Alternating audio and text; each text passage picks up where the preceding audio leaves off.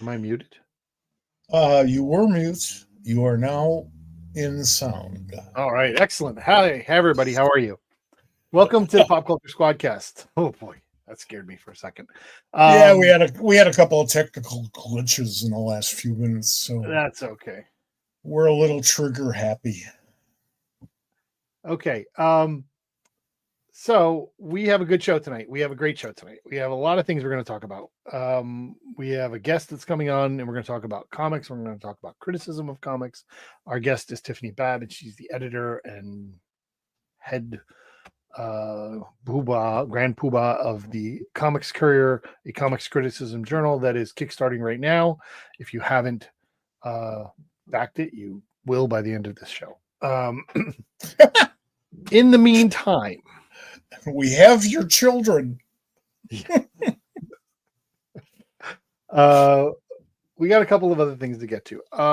I want to start off the show and talk about a passing. We do this on this show a lot, too much, but we try to take some responsibility in it. And when someone who's important to this industry passes away, we try and give some appropriate context to who they are, why they're important, and celebrate their life just a little bit.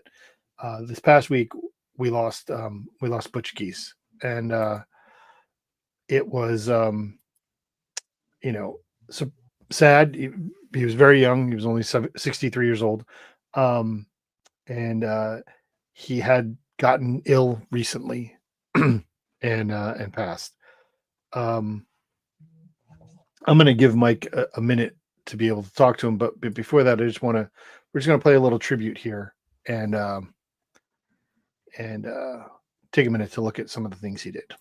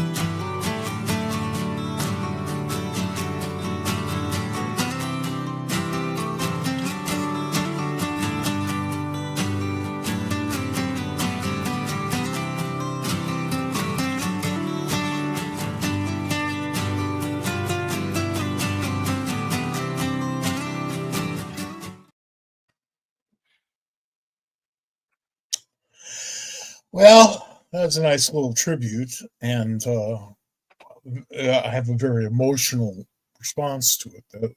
You picked some beautiful stuff, but you could have skipped over all of that and found more beautiful stuff anywhere you looked.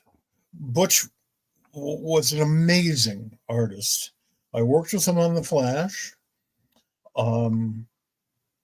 kind of around on some other stuff, but mostly on The Flash. And ever since then, because The Flash was like 1987, 86, 87, we obviously would run into each other at conventions. I think Baltimore a lot. And I point to my partner, Mr. Bob, here because he is Baltimore, and was always just the nicest guy in the world. Now, that's not easy to do in the middle of a convention because guys like me are crashing. We're not even crashing the line. We just walk by and our friends will say, "Hey, how you doing?" And, I would wind up apologizing to the people in line who were waiting to see the guy, but we try to give them a conversation that's worth their while. If they have to spend another 2 or 3 minutes standing around because I happen to walk by, damn it, we're going to give them a little bit of a show, a 3-minute show. And Butch was always there for it. always on targets, not obscene. Chris Yeah. Burnham does a much better job of ad-libbing, as long as you know you don't have a problem with language. I don't, but it's a public thing, and some people do. These are the people that keep four-letter words 4 letters. They empower them. But Butch didn't have to worry about that. We had a great time.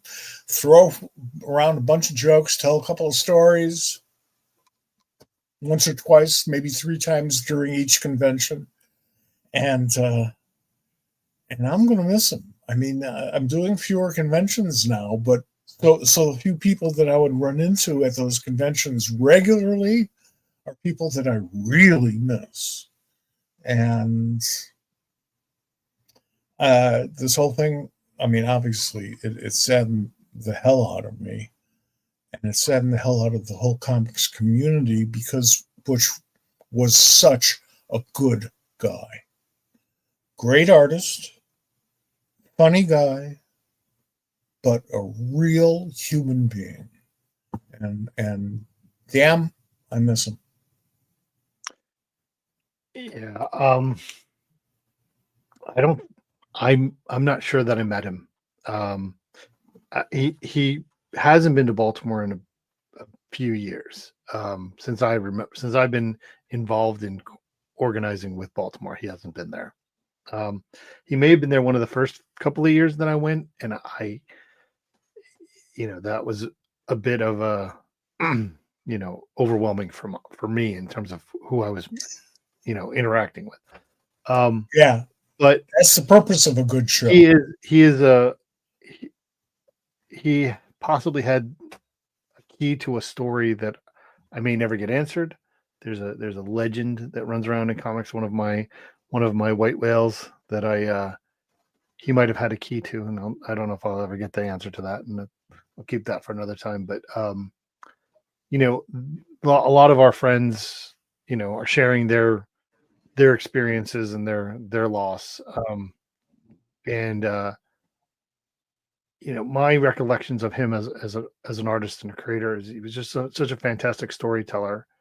And the thing about his art is that it portrayed a depth of emotion, that it was always there. It was very, you could feel it. And I was thinking earlier, there was something about his characters, and it's a weird thing to say, but it was something maturely sexy about his characters. It wasn't ostentatiously, sensuous, but there was just something attractive about the characters that he did in a not in a not necessarily a sexual way, but like I don't know if I'm being able to convey that, but Well, there's a quiet emotion to Mhm. his, and I mean that's as close as I can get to what I think you're Yeah. saying. There is that, and it's lovely. The problem for some of the fans, younger fans in particular, is that he's worked on so many different things during his career that you can't just say, well, there's that book and that's what made him a star. No, he was a star when he first put pen to paper or pencil to paper, and got better from there. Oh yeah, absolutely. I mean, you can talk to 10 people and they're like, and you tell them Butch Geese and they're like, oh, Micronauts, or they'll say New Mutants, or they'll say X Factor, or they'll say Flash, or Doctor Strange, or Swashbucklers. There's so many things that people remember him for. I remember probably New Mutants was probably the first time I paid attention to him because he was using his birth name there. Um, and and I'm like, well, this is made up. And that's also why I didn't know how to pronounce his last name, because Jackson Juice. That's J. That's what it looks. That's why it must be that. Um, but subsequently learned it was Geese, and he went back to his preferred name, which I think is using. I think you should use what you want to use. You know, I'm listed as Bob, and that's why I want to be called. But I also talked to some friends. I talked to Rich Case, and I said, "Hey," because as I was doing this research, I said, "Did you left Doctor Strange for Doom Patrol?" And he said, "Yeah." He said, and then as I asked him that question, he realized Yeah. that, oh yeah, well, me leaving is immediately after is when Butch came on Doctor Strange and had a really long run on it. And he's like, he's like, and Richard said he never had a chance to meet him either, which is ironic, but it's real sad. Our guest last week, I know did a lot of work with him as well when they were at CrossGen, and I'm sure the community as a whole is saddened and hurting. Things came to a stop when we all heard that Butch had died. Now, that's appropriate. That's what it should be. But the number of stories that were unleashed is instantaneous and is still coming. The story that I have contributed to the Comics Journal asked me for one, and I guess it's up on their website. I haven't checked, but I know they're not holding it for the next issue because the next issue might not come out until the 27th century. But I think it's on their website, which is a very good website. There are certain characters that attract the best artists and then bring out the best in those artists. It's like, how can you do Doctor Strange? How can you do The Shadow? How can you do Judge Dredd? Look at all the great people that were there before you. Sure. And either you get intimidated by that and you walk away, or you turn out crap, or you rise to the challenge. And Butch always did that. If there was an omnibus of his stuff covering all of his different publishers, all of his different projects, well, you wouldn't be able to lift it. Well, yeah, that's certainly true, but I can't lift most of those things anyway. It's you'd be amazed just how in his short life, 63 to me is a short life, sure. because I beat that. But in his short life, he's had a lot of phenomenal assignments. Sure. Major characters and some original characters. And I was first attracted to his work, I think. He did covers for the Comics Buyer's Guide. And over on Facebook, Russ Maharis has printed a few of them. And Russ is the Comics Buyer's Guide archivist of our time. Mm-hmm. And he's done a lot of great covers there, too. But that may be where I first saw Butch and Butch's work. And our medium, our art form, is not as good a place today as it was a couple of weeks ago when Butch was still with us. Yeah, absolutely. Absolutely. Thanks to everybody for letting us, talk about Butch, and we hope you go read something that he drew, because it was really great. Let's move on. Unfortunately, we're going to do that. The topic of the weekend in the non-comics but comics related media has been the Thunderbolts. Yep. You have not seen it? Not yet. I'm seeing it tomorrow. Okay. We did see it, which is, not typical. We are not the people who run to the movies as soon as something comes out. We still haven't seen Captain America Brave New World. I wanted to watch it before we went to see this movie. It is not available unless you pay $24 to rent it. Yep. which I was not going to do. Nope. So all you need to know, and I will tell you all you need to know, is that the president becomes a Hulk. So. Adrian, my daughter, with whom I'm seeing Thunderbolts tomorrow, she and I did not see Captain America yet either. It just didn't work out, timing wise, and we will, but we experienced that same. Oh, you're kidding me! What? No, I'm not going to spend $25. When you go to a movie theater, you're going to spend more if it's like for two people, but you're also paying for the privilege of buying a lot of overpriced popcorn, right? And so that's going to cost you. We went to the matinee. It wasn't $24 for the two of us.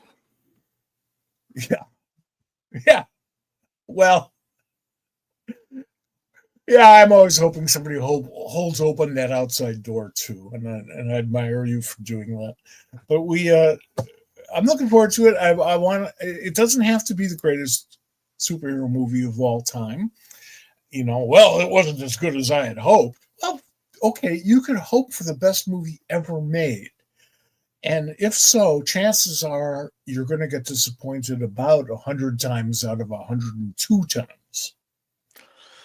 So it's a good movie. It's a fun time. That's what I hear. We'll see if I agree. I will tell you that here's my take. It was absolutely a success. It was, and if you go to popculturesquad.com and you check out the latest column by Mark Fishman, he does an excellent job. It is spoiler filled, so if you haven't seen it yet, don't wait. Go see the movie first and then go back. But he does a really good job of pulling together all of the things that you want to take out of this movie, and subsequently, Phase 5 of Marvel. For me, it was a big swing. It always was. When I found out, and I'm not spoiling the fact that the Sentry is in it, and subsequently the Void, and you're dealing with Thunderbolts, and Thunderbolts are typically not heroes. They are the villains. They are your Suicide Squad version of, for Marvel. They are, it can be difficult. It can be difficult to gain attention. It can be difficult to hit the emotional beats. They absolutely did that. I was very nervous about, again, the Sentry and the Void, and it was handled really well. Visually, some things were really excellent about that. But just the way that they dealt with with the power set involved was really well done, I thought. Also, Florence Pugh was in it, and I've never had a bad time watching a Florence Pugh movie. Yeah. Yes. I think that part of the reason people are checking out Thunderbolts is because she's in it. It's a remarkable property in that it's been around for so long, and it's really just a name. I mean, like, we know who's in the Avengers, we know who was in the Justice League before everybody was in the Justice League, but they could have put almost any group of people up there in the Thunderbolts movie, and it wouldn't have affected anything as long as they were not part of the best known Marvel characters, the ones that they've pretty much killed off in the movies. So they had a challenge, and it sounds to me, from what you've said and what just about everybody else I know who's seen the movie has said, because I haven't heard anybody say it sucked, don't go. Nobody's said that to me. When I think about those characters, I think, hey, they put together a good team, and they're going to rise to this challenge. They're gonna make this work, and that was on the strength of the team that they decided to write about. Yeah. So, I mean, again, I'm very happy with it. I think they did a great job, and when you see it, maybe we'll talk about it again next week if it's there. I think it was good. I think it was super fun. Was it the best Marvel movie? No, but that didn't have to be. It was an entertaining time. I had a great time. I enjoyed it. I didn't leave angry. I left actually a little hopeful. The trailers were great too. So there's that. How about the ending, of which you are not going to give us details? I'm not going to spoil, but that I will tell you that the ending of the film was good. The post credit scenes were there was two of them, and they were reminiscent of earlier Marvel post credit scenes. In what you got from earlier Marvel post credit scenes in interesting ways. So yeah, I absolutely thought it was good. We're going to get to our guests, folks, in just a minute. Tiffany is in the green room. We're going to get to her just in a moment. I want to talk about a couple of things on this week's new number ones because I want your opinion on them. So let's talk about new number one. New number one. New number one. Cool. New number one. New number one. Stop it. All right. I got lost in the buttons. All right. I'm sorry, I'm not laughing at you. Been there, done that on live radio. Yeah. Well, we're live on the internet. Mark is giving himself some credit, so that's good. I didn't read Mark's column. Well, you shouldn't. You shouldn't read it until after you see because I haven't seen the movie. When you see the movie, you should absolutely watch it. Read it. Yeah, then I'll read the column, and it better be as good as the movie. It is absolutely. So this comes out this week. Fantastic Four fanfare. It is a new book that is an anthology series. It's gonna, I guess, 2 or 3 issues. Alan Davis did a write and draw story in this. Mark Waid did a write, and Andrew Wheeler did a story, wrote a story with Sarah Pichelli. I wanted to talk about this because I wanted your opinion on this cover. Coles Phillips is one of my favorite illustrators. All you folks should just Google Coles Phillips and then just look at the art. It's a phenomenal illustrator, and whomever it is who drew this, I'm sure you know. I don't. I do. It's not him. No, he's been dead for a long time. He's got the only excuse for missing a deadline. Because give me 1 second. Deadline. All right, he's going to work on that. You can find one in blue too. I have one downstairs in my living room. It's Matteo Scalera. I see. Okay, I thought you were going for a Coles Phillips. Anyway, no. That's what makes this cover work for me. But I'm a fan of his 1930s illustrator. They did a postage stamp about Coles Phillips, and they probably will someday about Fantastic Four. I like the idea of an anthology book. I believe it's a 4-issue miniseries. I'm not sure the length. That's my understanding. It could, well, sure, and it could be canceled after 1. You never know these days. But the only thing I don't like about it is they're picking up the fanfare logo. This is why we're talking about it. I'm sorry? I hate the logo. Yes, I never liked it. I love the book. Marvel Fanfare. Well, I love Alan Milgram. So it's really hard not to. But it's a wonderful book. It was a wonderful idea. I wish they were still doing it. But I never liked that logo. Yeah, I don't like that logo. I also don't like the fact that the Fantastic Four is the font from the film. Yeah. We should be used to that by now. Yes, I understand. I really love the original Fantastic Four logo, the original logo. I have not seen anything that compares to it in the history of the Fantastic Four. I went and I looked, and it's still the best. I agree with you, but as we all know, I bought FF #1 on the newsstand. I know. So I've lived with that logo forever. And since I found it sort of inadvertently. And the second issue came out 3 weeks later. It was a bi-monthly book when it started. I realized how I almost missed that first issue. So recognizing that logo, Sure, it was an important thing for this kid who just turned 11. right. Exactly.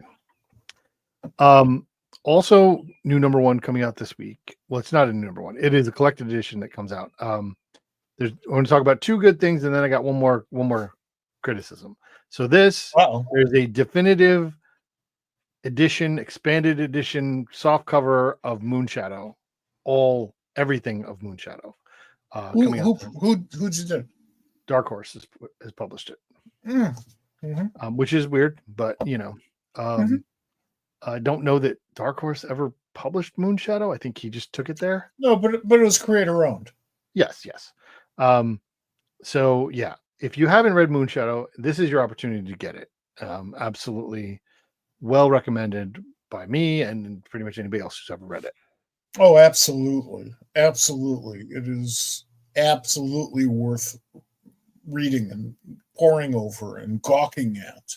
It's a wonderful book. It just occurred to me. I think the object for any creator-owned series is that it be published by more publishers than Thunder Agents had. I think he's got 4. I think he's got 4. At least 3. Moonshadow has at least 3. Yeah, that's what I think. I don't think anybody could come up with an accurate count of Thunder Agents. But Mike Uslan can. How many things can say they were published by both Marvel and DC, though? A few. Really? Yeah, but not a superhero crossover. No. I know what you're talking about. And they wouldn't be superhero books; they would be licensed books. Right. Oh, okay. And the Shadow comes to mind. Right, and Star Trek or something like that. Well, Star Trek, when IDW picked up the rights to Star Trek, Chris Rael and I were talking. Chris was the editor-in-chief of IDW at the time. And his attitude was, it was slightly defensive, which was really cute. He said, yeah, it's our turn to lose money on Star Trek now. Well, that's not true. That's not true. Yeah, I mean, I know that it made money at DC because it was in my editorial group. And I strongly suspect it made money in many other venues as well. I strongly suspect it's making money for IDW, to be honest with you. If IDW is making money, they're only making money on Star Trek and Turtles. I would think, but you never know. I mean, you have all these deals. You have movie deals, and they have a couple. And you have, movie and TV deals, other types of licensing or whatever. There are a lot of ways to keep a comic book afloat. However, if you are a licensed property, that bar is higher because the publisher has to pay for that license as well as for the talent to do the book. And the talent ain't going to take less money just because Paramount owns it. For one thing, we have no idea who owns Paramount this week. And it's getting worse and worse. But quite aside from that, you can't guess what is making money and what is not making money. I once made this statement that my publisher, Mr. Levitz, said was ridiculous. The statement I made was that DC had never lost a penny publishing Tarzan, another property that was both at Marvel and DC, and Dell and all these others, and Dark Horse. And Paul, being an honorable man, looked it up and walked all the way down. We were at opposite ends of the floor, and said, "No, you were right. We never lost a penny on that." There you go. That doesn't mean that the next license, when the Oh, I'm license sure. comes for renewal, that's what happens to the Phantom. They up the money ridiculously. It would have lost money. Paul was willing to go for another 6 issues, but he wouldn't commit to another 12 because roughly at that point it would start losing money. The nature of the direct sales system, Sure. And your limited ability to really do something and to goose up the sales of a licensed property. You can't all of a sudden introduce new characters or what have you. It's weird. I mean, maybe Edgar Rice Burroughs' ERB didn't want as much money as Paramount wanted for Star Trek, which would be understandable. But you never know unless you're there and you've seen the deal. All right.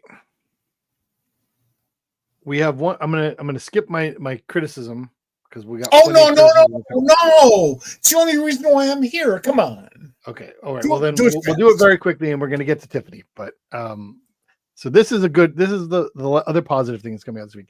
This is DC's Misfits of Magic by Matthew Smith. We had Matthew on the show a long time ago, like episode 3 or 4 or 5, and he was, when we finished the show, we sometimes Mike and I talk to our guests afterwards, and he told us that like this was going to happen, and it has now happened, and I'm very excited to see it. Kid Magic, DC for young adults or young kids.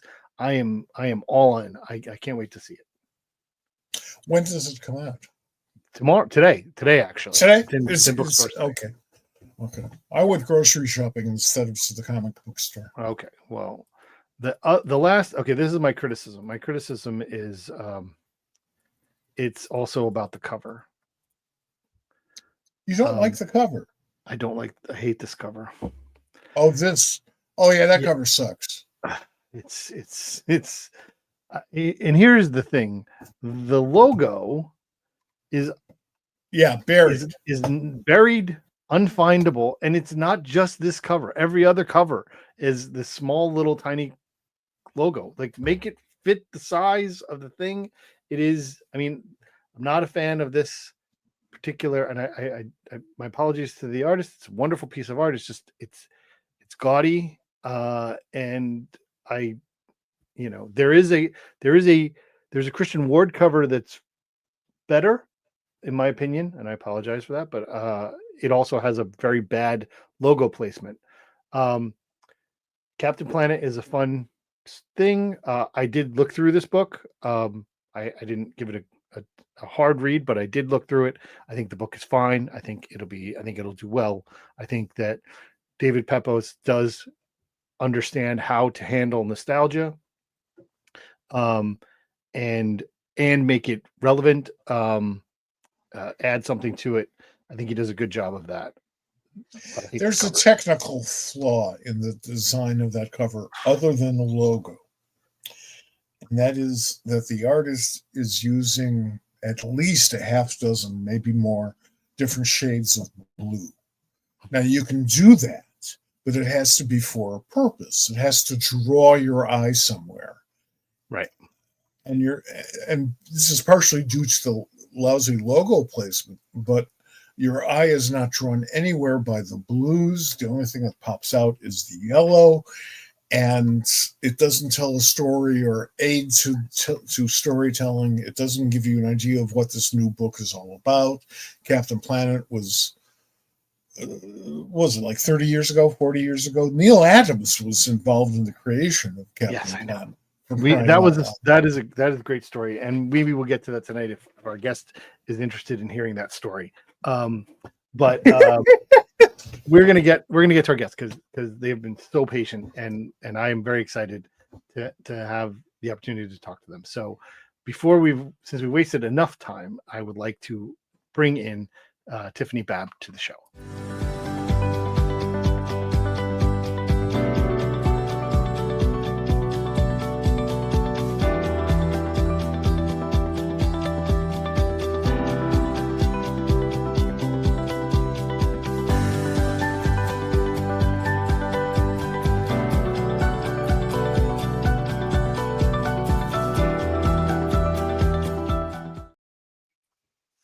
Hi, Tiffany. Welcome. Hello, that was so impressive. What an amazing video. It's all you. Not. Those are all things It's you've all done. you. Yeah, that's great. I have a question for you, and I know that we should start with you talking, but what guys do this? Why Courier? Okay, so this is actually quite funny. So I knew I was going to do a newspaper. I'm last year San Diego Comic-Con. If anyone ran into me, the question would be, what's a good name for a comics newspaper? That isn't, I just like, what's something that has like what's a name that sounds classic but doesn't sound like it's actually like news? And Courier kind of has that, but I feel like it's antiquated enough that it's kind of divorced from like Herald. Or actually, I was very jealous because Dave already has the comic book Herald, and I was like, that would have been really good. Um, the Times would sound really like, oh, this is just news. So I needed something that sounded like a newspaper. And I'd landed on the Comics Current, like Courant. And then I started pitching it to people because it looked good as a logo, same logo as I have now. And then I realized every time I pitched it, I had to spell out current so people Sure. knew what I was saying. And I was like, well, it can't be that. So I went with the Courier, which is like the next best thing. That's awesome. terrific.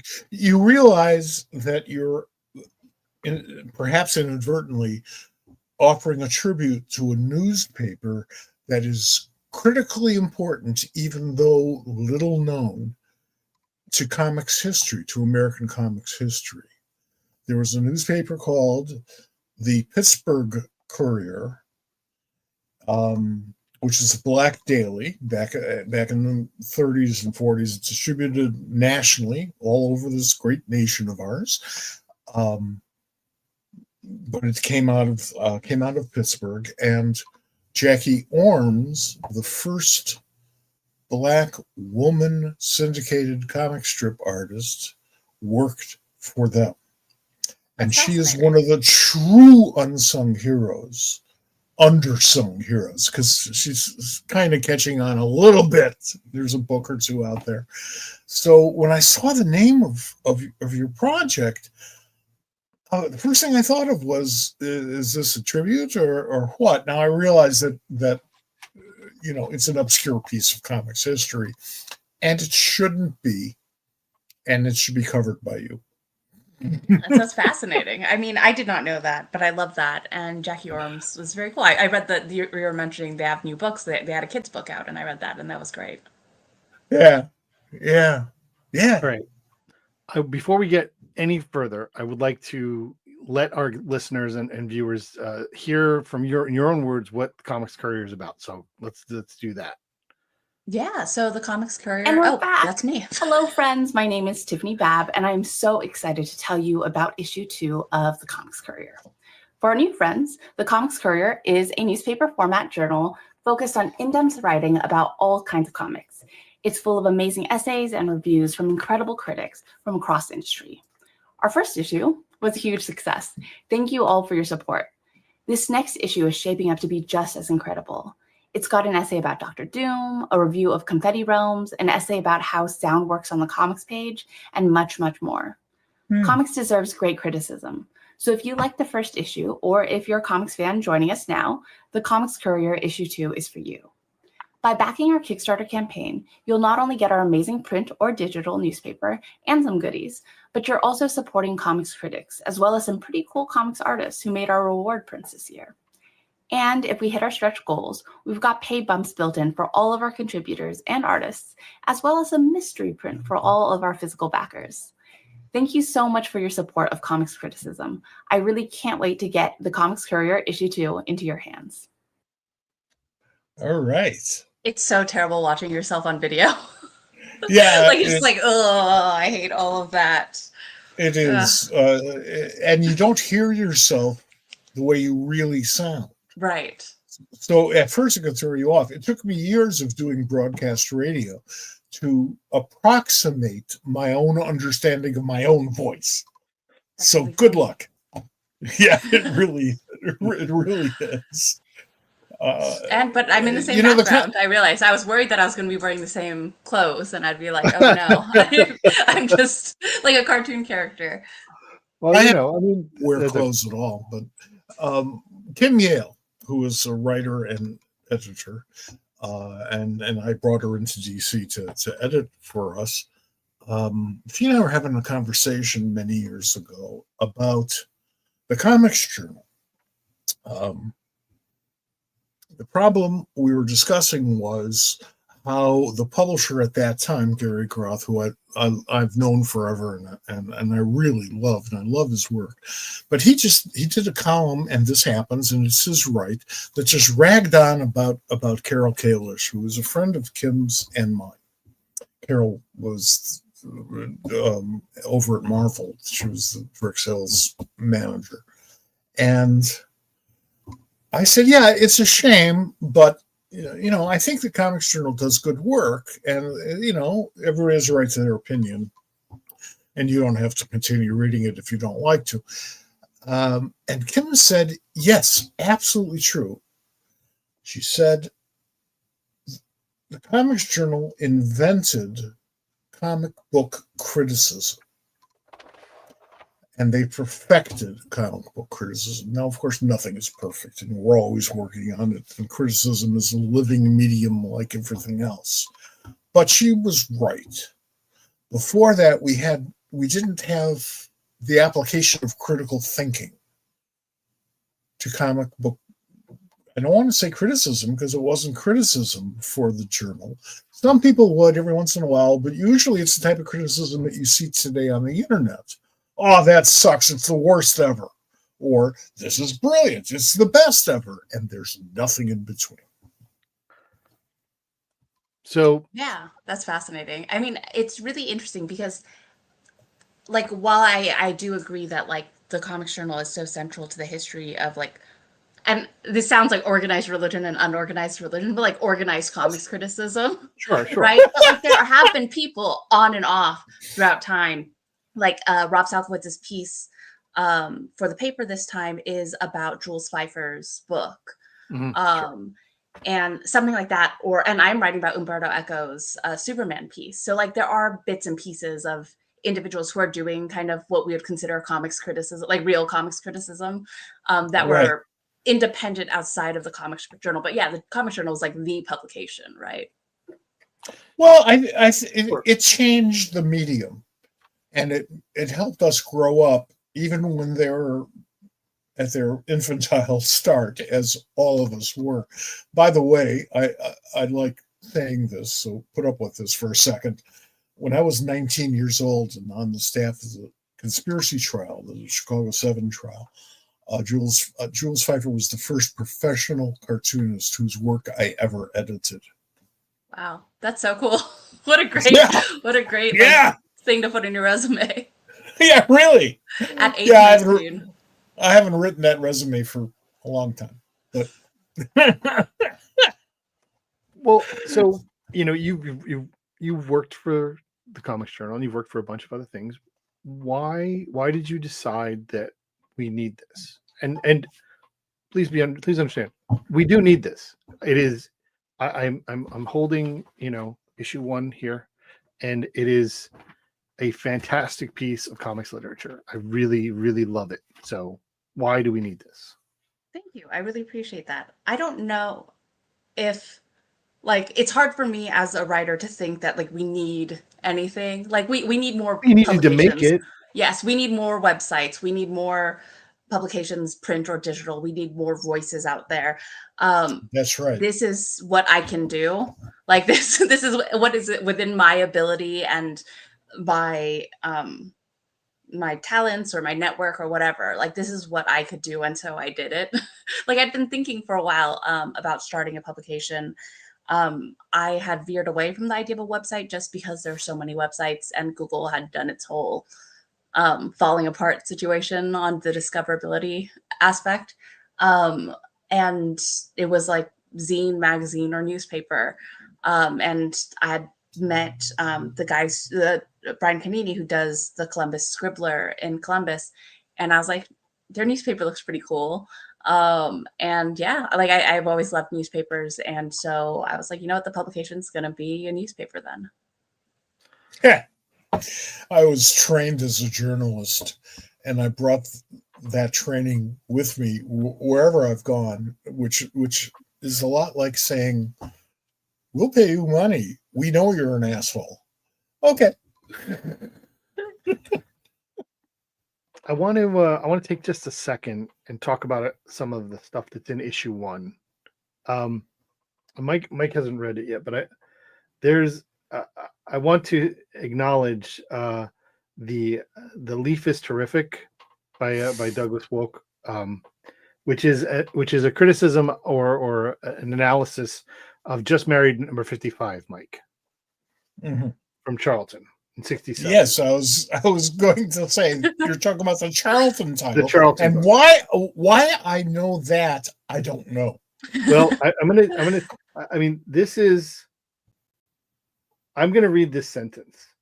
I'm sorry, it's a paragraph. I'm gonna read this paragraph for people, because if you don't mind, because it is a brilliant piece of writing, but it's also so perfect for comic book people to get. And he says, love is your own set of things, which is the title of the story.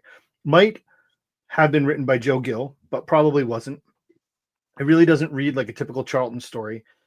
It might have been penciled by the also unimaginably prolific Charles Nicholas, who that month also drew stories in Charlton Fighting Marines, Army's War Heroes, Texas Rangers in Actions, Top Eliminator, Teen Confessions, and Outlaws of the West. In those days, Nicholas signed almost everything except his romance work. It was definitely inked by Vince Colletta, who inked every romance comic he could get his hands on throughout his career and Colletified them to the point that it's often tough to tell whose pencils he was inking anyway. Well, that is brilliant. Yeah. Vinny was not the most hated man in comics. No. But I can argue he might have been the second most. This piece is just wonderful. It really, kind of takes a nice modern lens at some of the borderline dreck that came out of the 60s, but really says, hey, this is what they were trying to do, but like, hey, this wasn't bad, it was funny. It was really, really well done. Yeah. I love Douglas's pieces, and like the fun thing about Douglas is he has such an encyclopedic amount of knowledge that he can look at Just Married and A Random Story and kind of piece who we think the creative team is. And the thing is that he loves these books, right? He loves these old, horrible comics that no one gives the time of day. Like, there's a lot of people who look at romance comics, but they're looking at like the better stuff, right? Like Lily Hochwender has a great romance comic piece, and it's it's dated romance teen stuff, but like it has some sort of artistic merit, right? But Douglas is just like, let me find like the piece that like the creators were absolutely high. There's no arc to the story. There's definitely like it's great. There's ellipses just everywhere. In the 1950s and 1960s, when I think romance comics proliferated, we had some of the most brilliant people working on romance comics. We can start that list with Frank Frazetta, and we really don't have to go any further. Oh my God, Frank Frazetta did a ton of that stuff. We can go on to Alex Toth. And if Alex were alive today, he'd be pissed that I made him second to Frank Frazetta. But nonetheless, J. Scott Pike and all kinds of just brilliant. John Romita. How about John Romita? Some of the greatest talents. I'm gonna take that and up it one. How about Jack Kirby? Jack Kirby, who co-created the Form along with Joe Simon. Exactly. Yes. And so and their whole studio was full of great people. Well, there's a piece in this wonderful newspaper about a Jack Kirby romance story that is brilliant. This is I loved this story that Lily told about this story. Just riveting journalism, riveting analysis, and just taking apart what makes comics, that thing that you want to like really deep into. Like it is such an easy medium to dismiss, but when you don't dismiss it, it will grab you and just suck you in. And I was sucked into this piece. It was wonderful. When you were approached by this about this doing this story, what did you think? Were you like, how did that work for you? Yeah, like I think the pitch was something like there's this old romance comic by Jack Kirby and there's a Nazi in it. And it's Yes. about like a romance with a Nazi. And she wanted to look at that. And I was like, yeah, do it. I think the fun part about doing the Courier as the editor, I kind of give most of the writers free reign. Obviously, we can't have overlapping, and we don't want like every piece to be about the same genre or the same type of comic. But more or less, I'm like, hey, what do you want to write? And so you get these wonderful pieces like Douglas's piece and Lily's piece, where they're both approaching romance comics, but those articles could not be any more different, Right. Exactly. And yeah, I mean, I really loved Lily's piece. It's great writing and it's really interesting. I think it's also an interesting statement on like the morality that's placed. This always interests me, Oh which yeah. is in romance, there's always kind of this overarching sense of morality. Like the right people always end up together, but who the right people are often changes over time. So sometimes you look at old romances and you're quite disappointed. I recently was reading an old Agatha Christie book, and like this person tries to strangle, like literally strangles his fiance, is stopped before he murders her, and they end up together at the end. Yeah. And like in Well, Agatha Christie's world, that's all right. That's the happy end. Like that's the happy ending of the book too, which is so depressing. But like this Nazi one kind of draws a hard line about like Nazis, not the Nazi. Jack has a yes. particular opinion about Nazis. Yes. Well, so did Joe. We use Nazis and Hitler in particular as the greatest evil of ever, certainly of the 20th century. I can argue that point, but why? there's no reason to. How bad is worst? There's absolutely no reason to. But if you read romance comics, mostly any comics, before the Comics Code came in, you see something totally different than after the code. And when the code came in, they came in hard and heavy because the publishers, the remaining successful publishers, wanted that censorship, that external censorship. They asked for it, they ran it, they own the Comics Code. So immediately words were banned and cleavage disappeared, which is a little tough on a romance comic. It's harder, I think, on the Westerns. And it just became really stupid. And people would think, well, comics are for kids and they're stupid and kids are stupid. Yeah, I think they started out that way, but they were kept in America in a case of arrested development for decades because of the code, where our friends in other countries just ran with the medium and developed into all kinds of wonderful places and stories that we'd never thought of. They were doing adult romance comics that would be appreciated best by people who were not 12. And I'm so jealous of them that's why we started First Comics. I mean, So we there. also have that in prose too, right? Like traditionally, Yes. Lily has this great thing where she mentions kind of this like subtle lesbianism, like this evil lesbian plot going through that comic. But like, if you read any of these there's a bunch of old pulp lesbian books that are like the lesbians have to get murdered at the end, but they're like very salacious in certain ways. But because of like publishing and because of censorship, one of them had to get murdered, and the living lesbian had to learn to get married Had to a to learn man her and have lesson. children, learn her Oh, lesson pretty much. And it is interesting how kind of this American type of morality has shaped the stories that we read, even now. Well, it may be coming back.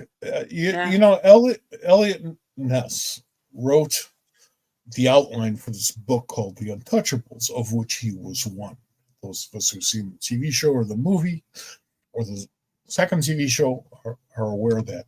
But there's a scene in that book that Oscar Fraley wrote from Ness's notes that works that confusion over lesbianism, like it's a religion, into the story.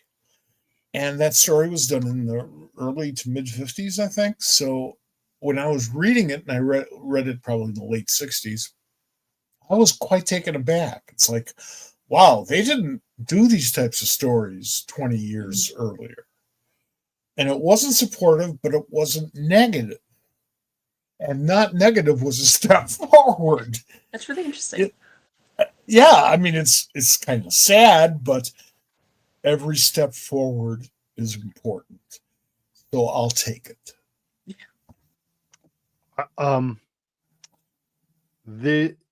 Let's talk about the current Kickstarter, right? So issue 2 is currently funding, as we said earlier. I've already backed it, but I might have to change it because, like, I want these pencils. I want these pencils. They're very exciting. Yes, I mean. Wait a moment. Our president just said you can't have more than 5. I want pencils. I need 250 of them. You have to get rid of all of yours so you have these 4. That's the limit. I need 250 pencils. That's what the president says I need. They're very exciting because I'm a big pencil nerd. I love I've always wanted to. Absolutely. So this second issue has a great cast of writers. I'm going backwards here, but I'm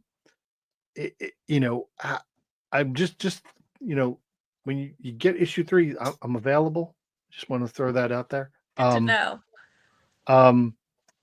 I love the concept of this book, of this newspaper, and it's so refreshing because we don't have things out there that you can hold on to and not have to be distracted by what else is on your screen and the pop-ups that are coming at you, and just get into what it is you're reading about, and I love that, and it's so well put together, and laid out. What do you look for when you are curating these pieces of literary criticism?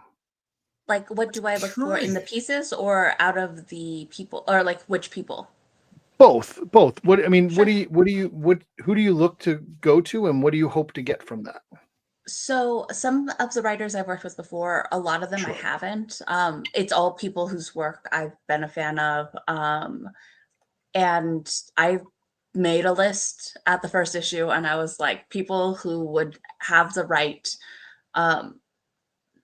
written sensibility, I think. The Courier is a very specific voice. It's very similar to what we had over at Panel by Panel. So you can see some of the Panel by Panel people are our writers obviously has written for the first issue and the second issue, and he's been a major help with the design because I have no design experience, and he makes sure I don't look embarrassing.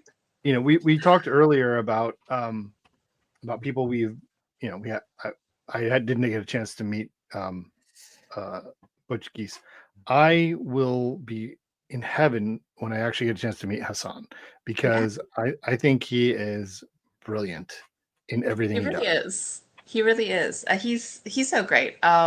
We need to get him out to San Diego at some point. I keep like because I've now gotten I'm gonna go to England 3 of his Eisners, and I'm like, every time I go up, people are just like, this isn't Hass. Like, who's this person? I'm like, people want to see you.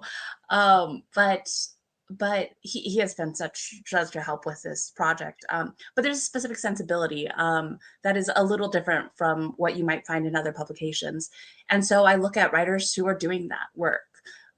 whether they're doing it. I have Adrian Russia, who's an academic in this piece, and just wherever I find them, friends, colleagues, and I reach out and I say, hey, do you want to write a piece? Sometimes people come to me, which is nice too. But yeah, so I start there, and then for the pieces, I as I said earlier, I give the writers free reign to pitch whatever they want. I think the fun of this project is it's not tied to a release calendar, so it's just like, hey, do what you want, as indie as you want. Last issue, Carrie wrote a review of like a comic that was published in a PDF online, right? So it's like as small distribution as you want. And it's like kind of write your dream piece. And with that comes so much joy for me, because I'm just like, hey, I got to read everyone's dream pieces. But also I think the writers are just like, oh, this is very exciting. I've had this one thing I wanted to write about for a long time. And they bring their A game, right? And the pieces that I get and I'm editing right now have been really incredible. And so it's really easy on me as an editor, because people are doing good work, right? I guide a little, but when people are doing their best work, like I'm very hands off. The first rule, the first thing you learn being an editor, and it doesn't matter what medium, and I've edited in quite a many, is that you get the best talent you can find and put your name underneath theirs. Exactly. That's exactly what I am doing here.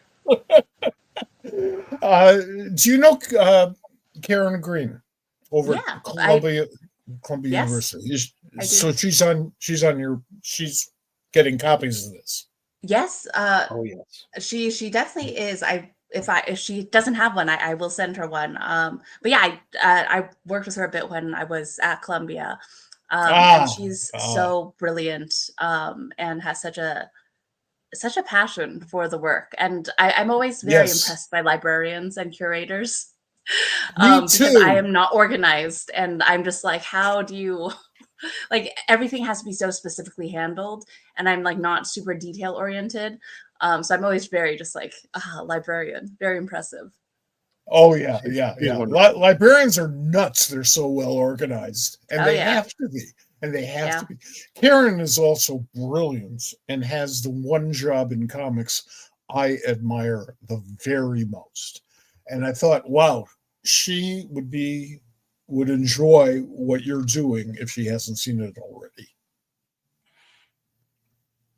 Yeah. I'm fairly certain we may have even mentioned it when I spoke to her last. But so yes, I agree with that.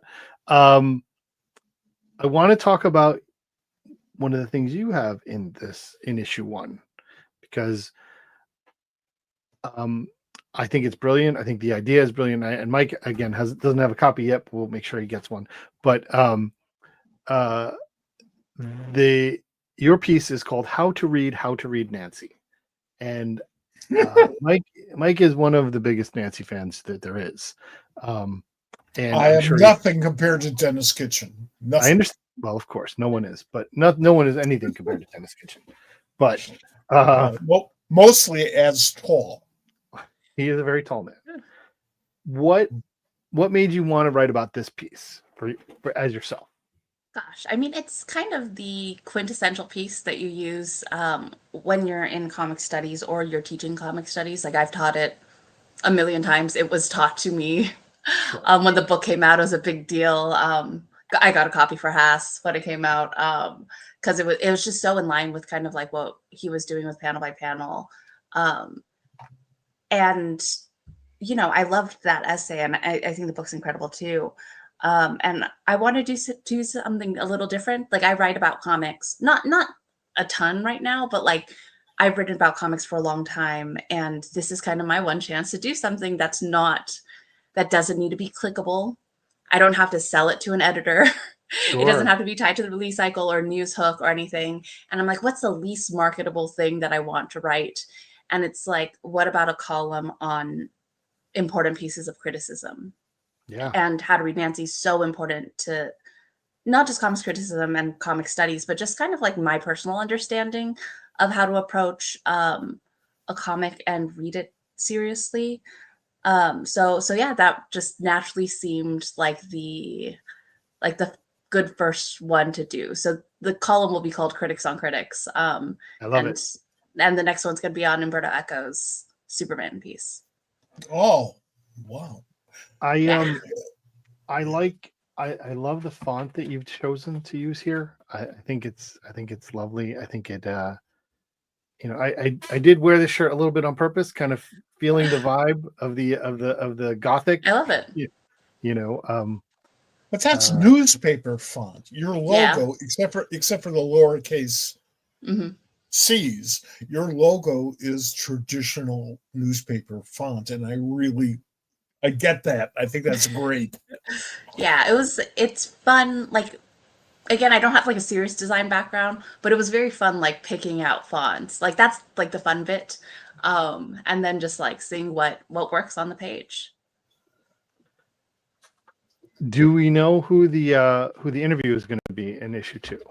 Yeah, so instead of one interview, there's going to be 3 interviews. There is Brianna Lowenson, who did Ephemera and Recently Raised by Ghost. And then Alex Norris, who does those Oh No comics, the web comics online. And then Lucia from Drawn and Quarterly, the editor at Drawn and Quarterly, who recently acquired some translated works this year. And we talk about translation and how Drawn and Quarterly handles that. Oh, that's interesting.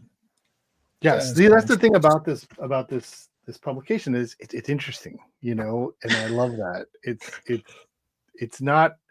It doesn't. I'm so happy that it's not based on what's clickable. Yeah.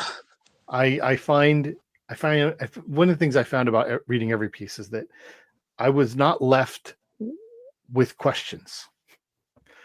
So often, journalism that I read today, I'm like, well, you didn't tell me anything. I could have read the headline. I didn't need to read any of the rest of it. And I have questions. You didn't ask them or you didn't answer them. And I find that all of these pieces are not are written to completion, are inclusive and just well done. Why do you think that criticism is important? Why do we need it? I think that it is important. It's funny. I'm working on a piece for the Beat right now about that. Well, But I know it's one of Heidi's passions as well. yeah, it's important because it's art, right? Like what I go into the piece is that I think a lot of people frame it around comics criticism is important because it sells books. And because it like does this and that, and like you need good criticism to make writers better, which I am so far away from that. I don't think critics make artists better. I don't think that's the aim at all. That's what editors are for, right? Like criticism exists to me separately from the production side of the industry. Sure. It is part of creating culture, right? In itself, like it drives discourse. It shares ideas. It analyzes. It ponders, it argues or defends. And because it is art and because it's expanding culture, I think we should defend it. For me, like criticism is important, partially because I'm a critic and that's like my medium, right? But also it's the conversation. Like now that we have social media and everyone has a tweet or a Blue Sky post, which I do think is important in many ways too. And I would have never been able to have my career if it wasn't for social media. But now that we have all that, all of a sudden we've devalued what a critic does. Right. And that's ridiculous. It's work. Yeah. It's a craft. The role of a critic is not to tell you what you should and should not read or do or watch. The role of a critic is to offer your perspective, the critic's perspective, on what somebody else did. That's called analysis. It is not the beginning and the end. That is one person's analysis. And it can serve to broaden, it can serve to explain, it can serve to educate. Criticism is, when done well, which is true for everything, is an asset to our culture. It's an incredibly important asset. When I started out writing professionally, I started with sports writing because that was the job that was offered to me. And, I had to study up a little bit on sports writing. It's not the same as regular old journalism. And I realized when it's good and when it's bad to offer your own opinions in sports writing. And that I immediately used to become a music critic and a movie critic and a book critic and write all kinds of criticism. And I'm not sure I would have understood it the way I did if I didn't go through the training for the sports writing. It's That's weird so how funny. that. I'm kind of doing the backwards thing right now. I'm going into sports writing. Oh, really? Yeah, I started a baseball site called the Fan Files. There you go. And I write about baseball. That's fantastic. It's the same thing. I'm available for that too. It's a fan thing. And Yeah. I would love to read your baseball criticism from the perspective of your being a comics fan. Because you're There's right. a lot of It is. crossover. Yeah. Oh, sure. Of course. Even the people. It's I have an baseball. interview with Mark Chiarello coming up. Oh, wow. Yeah. I have his book. Yeah. So that book There's is a lot of fantastic. crossover. That book is fantastic. So it's interesting because what I was going to get at, and Grayson's about to make an appearance on the screen here, but Grayson. the in the comic shop, right, where I did at least, and many people started to talk and realize that other people read these things and maybe we may have a conversation about it. You were like, this sucks or this is great, but the question always was why. And the thing about criticism is it gives the space to explain why. It doesn't have criticism is an interesting word because it has a very negative connotation, but it's not what it is. It's being critical of it. It's like, what is good about it? What is bad about it? Why does it make it good?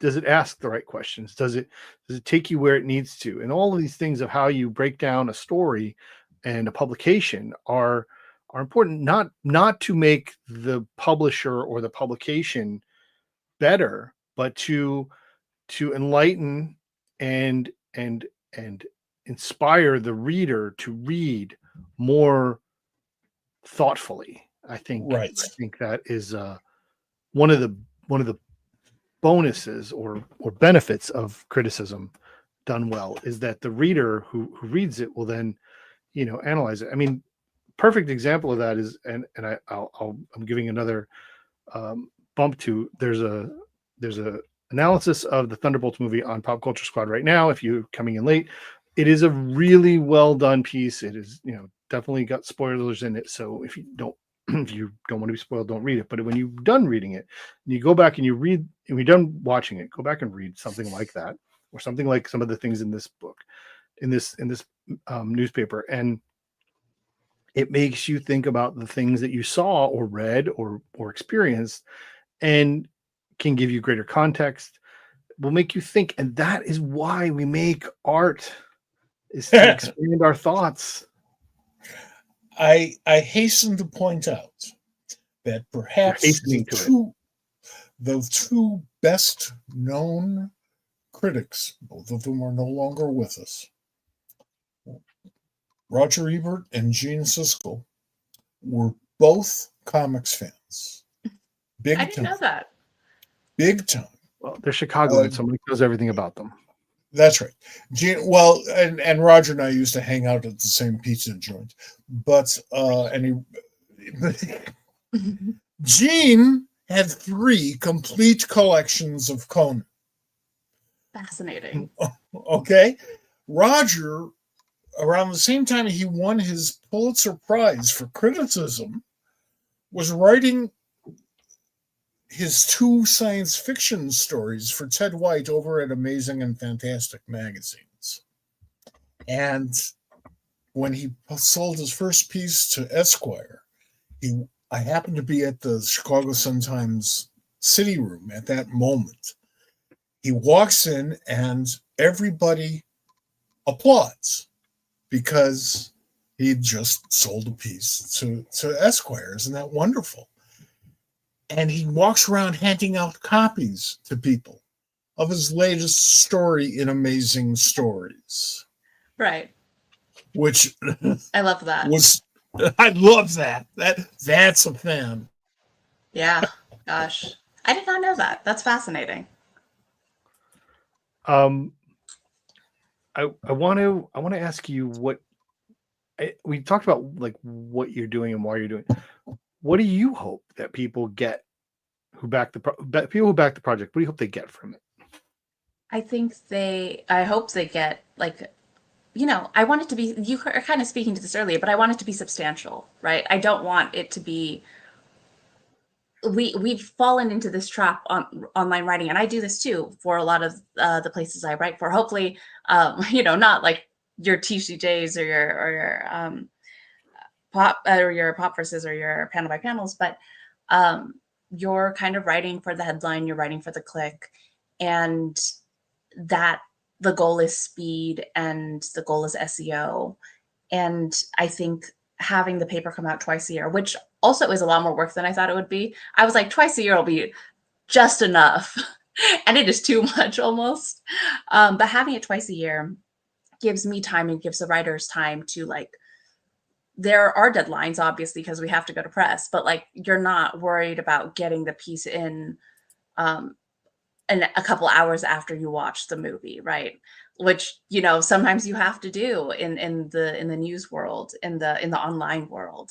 So time for the writers, I think for me, it's really important to get the writers paid as much as we can with the Kickstarter funding, which has been really useful. And just kind of, like, make the ideal situation for everyone where the reader gets a high quality product and the writers have a high quality experience, and just have that exist. And, like, I'm not taking over the world. This isn't going to be a huge publication that's in every comic shop, but there is enough of an audience to sustain it. And I'm, like, really grateful for that. And that's all you really need, right? You asked me earlier kind of like why I felt like we need this. And I feel like we need 1 million of these, right? Yeah. Like, I don't think it's the Courier itself. It's getting people paid, high level writing, getting the publications out to readers. And if there were a way for me to snap my fingers and I had, like, 100 competitors, like, that would be the dream. So you mentioned how difficult it is to do even a twice annual newspaper. I get that. I've worked on weeklies, but is your goal at some point in the future, to increase frequency? Probably not, just because it's me mostly. Okay. Like, I'm commissioning, I'm editing, I'm ordering all the rewards, I'm running the Kickstarter, I'm writing the copy, I'm making. Well, I actually have someone helping me with social media graphics now, but I'm editing the video, I'm laying it out, like, every single step. Like, I have people helping, like Hass is helping double check things and stuff, but, like, it's just me. Sure. And so I think more than twice a know the year, I feeling. would just pass out. But I think I would like it to last as long as it can last with readership and stuff.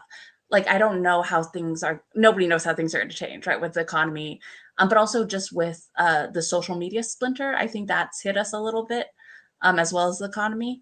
So and comics creators are talking about this all the time, but you can't get people's eyes on your comics anymore. Like, your audience can't find you anymore, which is tough. That's true. That's right. What is Absolutely. as someone who's come through this, where do you find the breaking point? Where did that happen? Where did that splinter happen? Like, when like Twitter, like when Twitter died. When Elon bought Twitter? Is that the answer? No, I think there was a couple breaking points. One was, like, it started to become unusable, like the ads thing. Like, the hate speech was always a part of it. Then Elon came, hate speech got worse. it became unusable, kind of just Well- as a thing. And then after this most recent election, I think a lot of people just said bye to it. Well, And we did. Pop yeah, Culture Squad did. Yeah, I agree with everything you just said, Tiffany. And I'm not happy about that. Yeah. I agree. But when we started, and we started in like 2018, it was a way for us to generate content, generate traffic. It was the best way for us to generate traffic. same. And that fell apart, and it fell apart. But something changed when the executive leadership changed. Yeah. You know, I saw, besides the fact of hate speech and whatever, we saw numbers just go to the bottom. We weren't seen anymore. Nothing was happening. I don't find that any other real social media platform is generating traffic for us, It's even not. though, you know, Not at the same I level, find at them least. entertaining. You know, I find Yeah. it plenty, but nobody sees us. Well, at the risk of getting political, which I never ever do, the problem here is that President Trump legitimized all of that, all hate speech, but only for the 50% who voted for him. It's okay to say that. The president said that. Now, you don't even have to say it's okay to say that, because the president said it. And the next thing we got to worry about, actually, I think one of the next things that Tiffany has to worry about, is that so much of our paper comes from Canada. Yeah. Are you using It's American source paper? I am not. I am printing in France, actually. And yeah, a lot of paper is even printing in America, like paper is sourced from Canada and China. That's like the end of it. And it's not just newspapers, it's comics and books. And beyond that, shipping's going to go up twice a year now, I've been told. And beyond that, people are just nervous. Like, I saw a post on Reddit today. Someone was saying they're not backing any Kickstarters right now because of the economic anxiety, which I totally get. Like, save your money for your groceries. Don't buy the Courier, right? Courier can wait another day. We're funded, which I'm very grateful for. But if it's hitting the Courier, which I'm not staking, like, it's not my livelihood, right? If it's hitting the Courier like this, I can only think about how it's hitting thousands and thousands and thousands of other businesses out there. Oh, yeah. I have a number of friends in Seattle, and in the last couple of days, actually, they all fell upon the obligation of showing us how empty the Seattle seaport is. Right. The ports, LA too. The LA ports are. Oh, I know. But you expect that in LA because it's a big city. You know, Seattle is our major port for the Asian countries. Mm-hmm. If you come down through Canada, or from Alaska, which is also another major port for all that, chances are you may have to go through Canada, you know, and on a truck or something, and that just is going to make it even more expensive. Yeah. So yeah, I like any other reasonable person. I was going to say who didn't vote for the president, but that makes you an unreasonable person in my book. I'm not optimistic about our near future. Our long-term future, get used to the guy from Ohio. And that's it. I back up now. I do wish kind of that I launched the Kickstarter a month ago. Like, I do think there would have been quite a substantial difference. And again, I'm not blaming anyone or anything, and I totally understand why this is happening, but it would have been nice to even 3 weeks ago, I feel like would have been quite different. The world was so much better 6 months ago, and it sucked then. No, I I know. mean, let's take a second. I mean, you know, I don't think, Kickstarter's having its problems, I think. And I don't think that it's Kickstarter or anything about it. I just think it's the economy that's causing it. I've been part of a Kickstarter that happened recently. Didn't do. I think I'm fading out, but didn't do as well as I thought it would. And I've seen other things that have struggled. And it's not just. It's been pretty much all year. So. Yeah. It's And good time nobody for me knows to what be running my that's Kickstarter. disgusting because. No, what?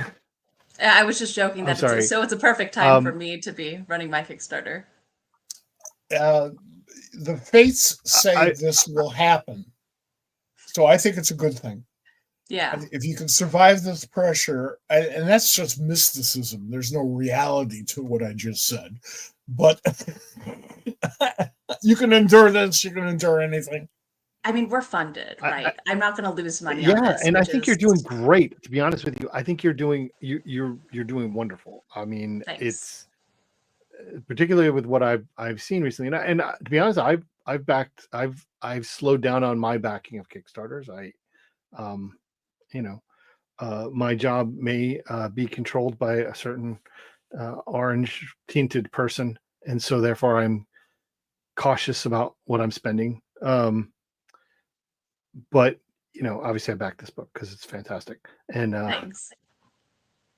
we have a couple minutes left. I kind of wanted to go into a little bit of your origin story. Why did you what about comics makes you passionate?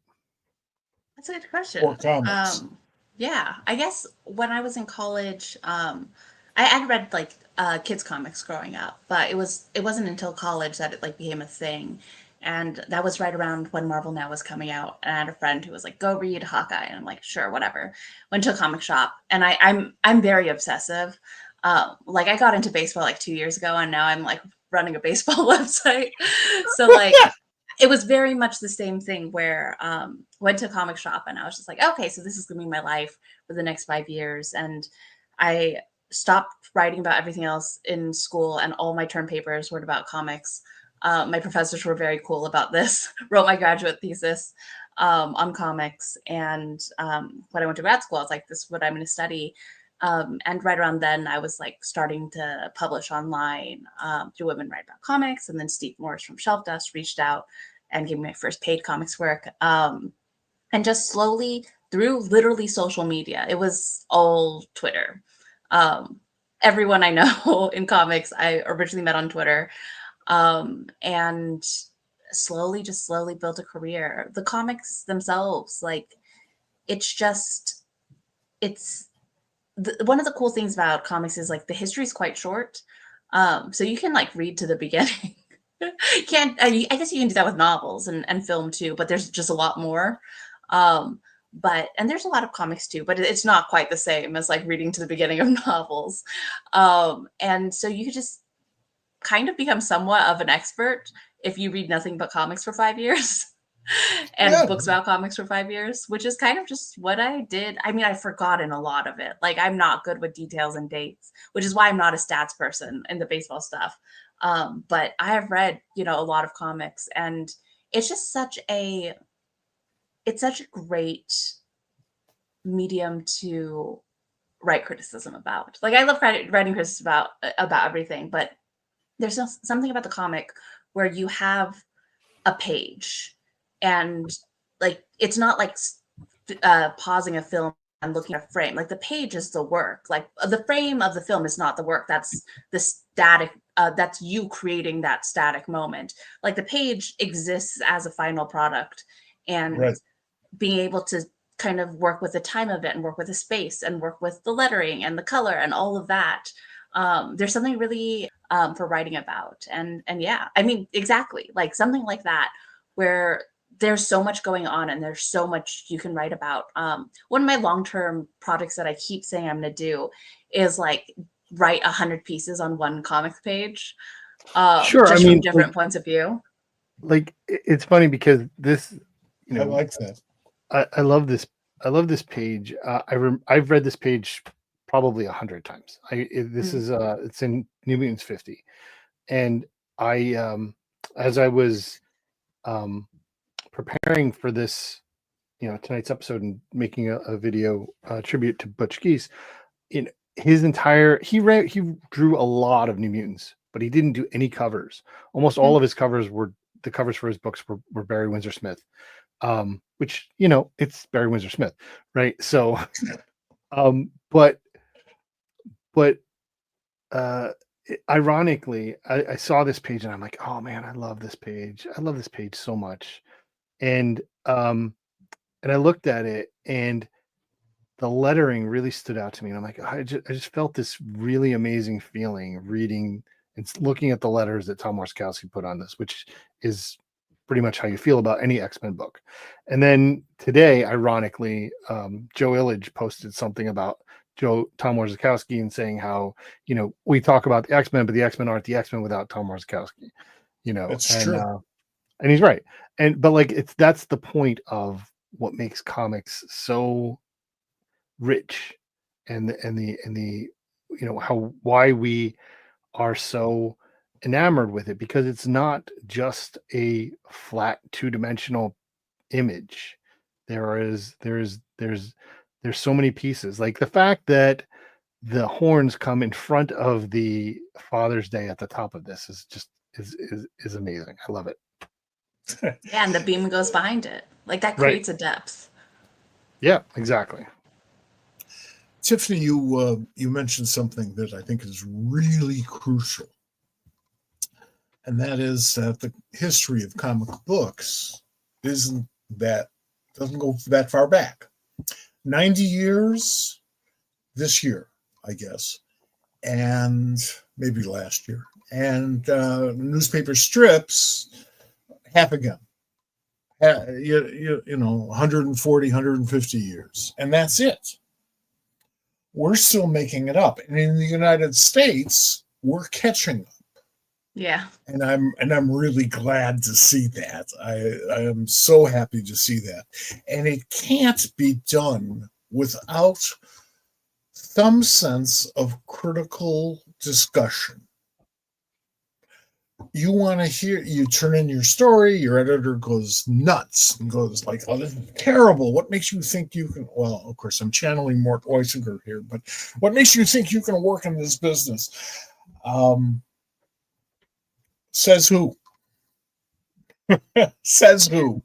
We need standards, even if we want to rebel against it.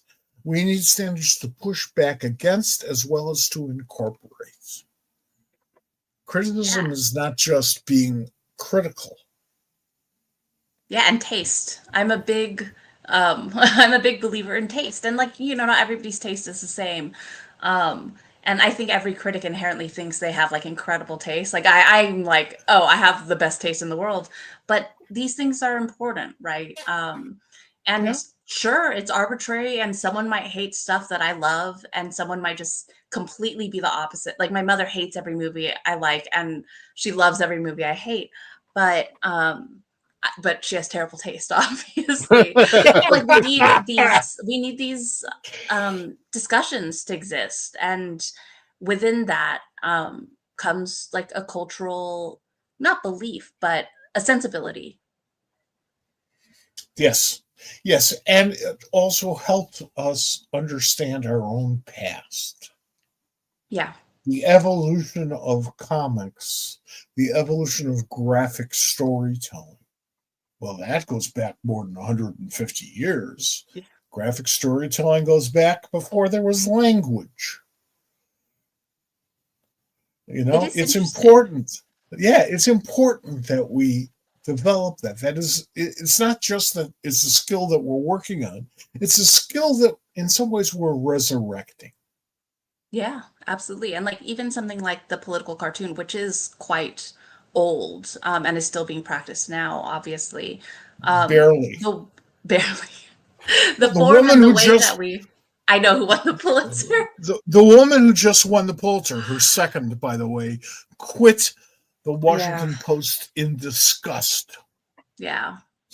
She just won the Pulitzer. Just barely, it's being practiced, but the traditions of distributing, I mean, famously, the traditions of distributing political cartoons are also very DIY, right? Like people weren't publishing, people were like kind of printing them themselves and passing them out to like spread propaganda and stuff. Like now, I guess that for us is social media. But like there's so many different traditions and there's so many different, I mean, this is a big conversation now, which is the current economy of the direct market. But there are historically so many different types of markets for comics, and there will be many different in the future. And I think it's really important to know about like these different histories, so we don't like. I do think that the dangers the direct market is in right now is worrying. So I don't want to be like, oh, whatever, comics will survive. But like, that's not the only way we've ever gotten our comics. And the medium will not die if direct market dies. I do think like a lot of jobs would go away, which would be bad. And a lot of what I think are important traditions would go away, which would be bad. But I think oftentimes, which is also something I like to think about with the Courier and the types of comics that we cover, is a lot of times we get tied up in superhero comics criticism or like literary memoir. Like, I think that like there's these different camps and people stay in those camps, or they just study comic strips, or they just study political cartoons. And I think the fun part of the Courier is I want it to be everything, right? Sure. Everything that is possible from any time. And yeah, that's the connector, right? And I've always wanted to see more publications do that kind of stuff where it's like, we will take this just as seriously as that, just as seriously as that. You know, the indie convention in New York City, MoCA, was housed for many years in the Puck Building, which was the greatest confluence of comics in New York, because that's where editorial cartoons as we know them started. The old Puck magazine of the 1800s, Thomas Nast and all that. And you go through the building, it has subsequently changed hands, and MoCA outgrew the building. But in the old building, it was decorated with these cartoons, these editorial cartoons, a lot of Nast, but many others. And they even had some of the presses still there. That's in the cool. building. So you could actually be there where one of the many places, but there where the important stuff started. And boy, I love that building. Some of it is still there in that building. And it's worth tracking down. But boy, when MoCA left the building and I heard that the building was going to be completely renovated and stuff, I'm still pissed. So I want to thank you for being here and talking to us. I am a fan of this publication. The Comics Courier comes out twice a year. It's currently kickstarting right now. If you don't know, go to wherever you're watching this, go into the comment section. You will see a link to the Kickstarter. When does it end? It ends at the end of May, so you've got all month. But pledge now before you forget. Yeah, you can pledge now. I mean, I think we may have gone up one or two while we're watching. I'm not Yay! I've been keeping it tagged, but you know, I truly love the work you're doing. Thanks. You have my email, so in case you're looking for contributors. Absolutely. And I will see you in San Diego. Yeah, I'll be in San Diego doing things. What exactly I'm doing, I'm not sure yet, but I'll be there. I'll be there. It'll be my first time there, and that's so exciting. It is exciting. I don't know what I'm going to be doing either. We're talking about doing some stuff, but we'll see it. Well, you know what? It'll take you a year to recover. It will take you a year to recover. I was talking to David Harper last year, and it was his first year going, and he had some great plan of like just saying yes to everything. Like whenever someone to do something, or so whenever someone was like, "Let's go over here," and he had all sorts of adventures, I believe. Good. Well, that's Tiffany. The right person is doing the right work and what you're doing is desperately needed. So Thanks. I thank you for your I efforts. appreciate that. Just chugging along, hoping it keeps going well. But I really appreciate that. Best Again, of luck. Any help you need, let me know. Let Bob Thank you. know. Because, we're lonely and we have time. All right. All right. Thank you so much for being here. Go back. Thank you, Tiffany. Comics Courier Journal issue number 2 on Kickstarter. And thanks again, Tiffany. Thanks. Have a good night. Good night. Good night. All right, I Mike. love projects like that. Nothing makes me happier.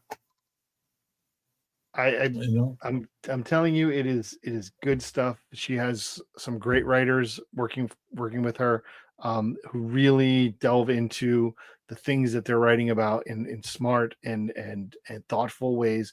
And it's a newspaper that makes you think, and I really, really enjoy it. I hope everybody else goes and finds it. And that was a lot of fun. Tiffany and I have been talking about having her on the show for a while, and we decided to wait until the Kickstarter was live. So that worked out really well. that was the right thing to do. So who do we got next week? Next week, we have the wonderful Rob Venditti is going to be on the show next Tuesday, May 13th. He is currently writing for a bunch of things, but he's definitely writing for Bad Idea. So we'll talk about Bad Idea, and we'll talk about Planet Death and the book that he's writing, and also whatever else he wants to talk about. He's a great guy. He's a friend of ours. He was on a panel with us once, and it'll be a good show. Yeah, that was a good panel. I enjoyed that. I actually have a picture of him, you, and me, Jack, and Jerry right over here. Really? Yep. Wow. Wow, that's cool. Yeah. So, all right, folks. We will see you next week. Same pop times, same pop channel. How's that? I like that. All right, everybody. We will see you next Tuesday. Make sure you follow us, subscribe wherever we are, so we know when we come live. But we will be here every Tuesday. Please come and watch, or watch it later on, and we'll see you later. Take it easy, folks. Thanks for coming.